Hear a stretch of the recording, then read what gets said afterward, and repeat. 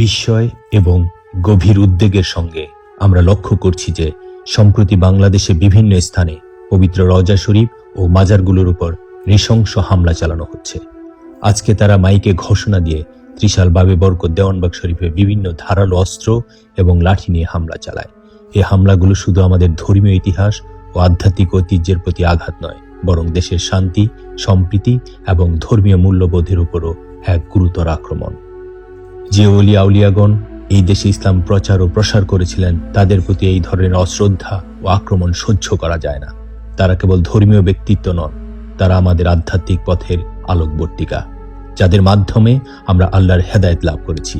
তাদের পবিত্র রওজা শরীফ ভাঙার মাধ্যমে যারা নিজেদের অপরাধ ঢাকতে চাচ্ছে, তারা আসলে এই দেশের ভিত্তি দুর্বল করে দিচ্ছে। আমরা এই জঘন্য কর্মকাণ্ডের তীব্র নিন্দা জানাই। আমাদের দেশের পীর আউলিয়াগণের মাজার ও রওজা শরীফ আমাদের ইতিহাস, ধর্ম এবং সংস্কৃতির অবিচ্ছেদ্য অংশ। এসব পবিত্র স্থানগুলোতে হামলা চালানো মানে দেশের শান্তি ও সৌহার্দ্য বিনষ্ট করা। আমরা সরকার এবং সংশ্লিষ্ট কর্তৃপক্ষের প্রতি আহ্বান জানাচ্ছি যেন দ্রুত পদক্ষেপ নিয়ে এই হামলাকারীদের চিহ্নিত করে যথোপযুক্ত শাস্তির ব্যবস্থা করা হয়।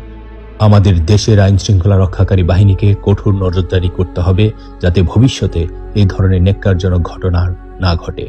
একই সঙ্গে আমরা সকল ধর্মপ্রাণ মুসলমানদের ও সচেতন নাগরিকদের আহ্বান জানাচ্ছি যেন তারা সম্প্রীতি এবং শান্তি রক্ষায় ঐক্যবদ্ধ হন।